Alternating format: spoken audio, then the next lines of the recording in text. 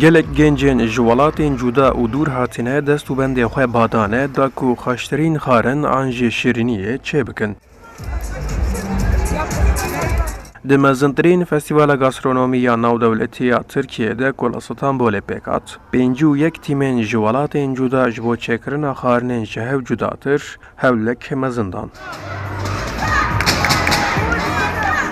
مسابقات در سطح خیلی بالایی داره برگزار. فستیوال داستێکە بلندتە و باوەیەکی خۆش هاتیە سازکردن بە تایبەت کێکên bi sêalî û fingerfood gelekî newazê bû. Ez jî şêranî û kulîçeyeke mezin a Îranê çê dikim da ku pêşkêşî beşdaran bikim. که ما می‌خوایم یه سری دماهای خیلی Türkiye Tebriz'den gelmişiz. Ziyaretinizden Em ji Tebrizê Îranê beşdarî festîvalê dibin. Em xwarin û çêjên welatê xwe li vir didin nasîn.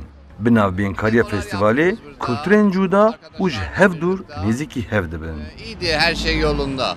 Di festîvalê de di astên cuda de pêşwaziyên ji hev cudatir yên xarinê hatin sazkirin, kesên baştirîn xarin di demeke Kurd de amade kirin, bi madalyayê hatin xelatkirin.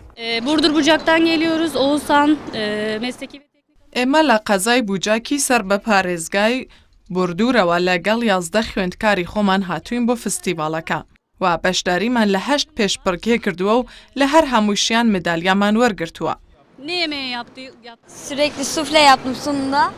Min sufle çêkir û gor beşdarên din baştirîn sufleya min hate hilbijartin. Sufle. Bi madalya zêr ez hatim xelatkirin. Bayağı kişi vardı sayıyı bilmiyorum. Di festîvalê de ku zêdetir xwendekar û genç beşdar bûn, beşeke taybet jî hate amade kirin ku di wê beşê de jî ji hevîr û şekerê sûreta gelek kes û sembolên ji hev cudatir hatine çêkirin. Ercan Dağ, Kurdistan 24, Stenbol.